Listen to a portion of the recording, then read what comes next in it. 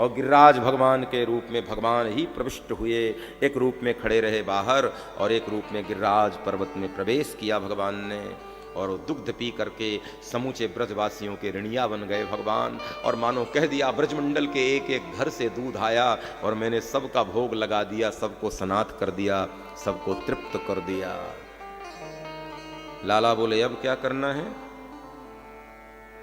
अच्छा, अब ये बड़ी अच्छी बात लगती है कि ये पूजन हुआ और इस पूजन के बाद भगवान ने नारद जी को याद किया और नारद जी आए। और जैसे ही नारद जी को याद किया भगवान से नारद जी ने पूछा प्रभु मेरे लायक कोई आज्ञा?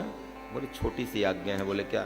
वो काम हमें जो करना था ना, इंद्र के यज्ञ को स्थगित करा के गिरिराज भगवान का पूजन। बोले हाँ वो तो जानकारी है मुझे, और तो सब ठीक है, लेकिन इंद्र को खबर तो दे के आओ, उसको खबर भी तो लगे। अच्छा, कुछ लोग इसी में बड़े मगन होते हैं, हमने तुम्हारा बिगाड़ा ये तो ठीक है, उसको पता भी तो लगे कि बिगाड़ा है, हमने ही बिगाड़ा है, खबर भी तो लगे। कुछ लोगों को इतने में चैन नहीं रहती कि बिगाड़ दिया, बिगाड़ने के बाद खबर भेजते हैं।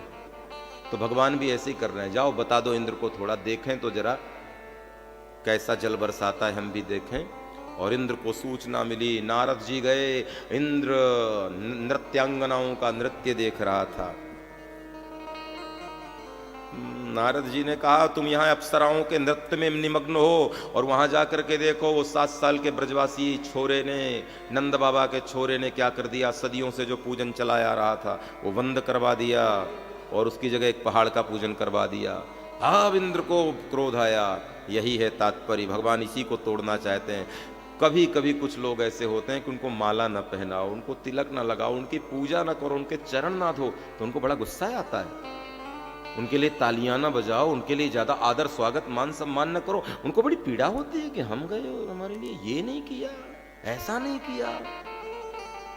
2-4-10 गाड़ियां आगे पीछे न जाए तो गुस्सा आ जाता है उनके काफिले को, ऐसा लगता है कि हमारा काफिला और गाड़ियां नहीं है इतनी।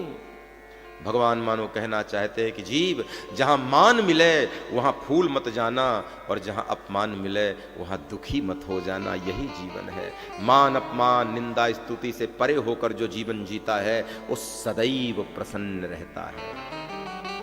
लोगों का दिया हुआ मान उसे अहंकार नहीं देता और लोगों के द्वारा किया हुआ अपमान उसे कदाचित दुखी नहीं करता। वो अपनी मौज और अपनी शांति भंग नहीं होने देता कभी। तुम्हारे द्वारा किए गए अपमान से किसी के चेहरे की प्रसन्नता गायब न हो, तुम्हारे द्वारा किए गए अपमान से किसी की शांति भंग न हो, तो समझ लेना वो और कुछ तो होगा या नहीं होगा, पर तुमसे 2 कक्षा तो ऊंचाई में बैठा हुआ है। तुमने अपमानित किया फिर भी वो दुखी नहीं हो रहा है। तुम्हारे दिए गए मान से वो फूल न जाए, वो अहंकार में न आ जाए। यदि ऐसा कोई है तो समझ लेना वो और कुछ भी होगा, लेकिन तुमसे 2 कक्षा ऊंचाई में है, क्योंकि तुम्हारे मान से उसे अहंकार नहीं आया और तुम्हारे अपमान से उसे दुख नहीं लगा। कोई व्यक्ति जीवन में ऐसा टकराए तो समझ लेना ये मान अपमान से जो परी भगवत कृपा से संभव है प्यारे।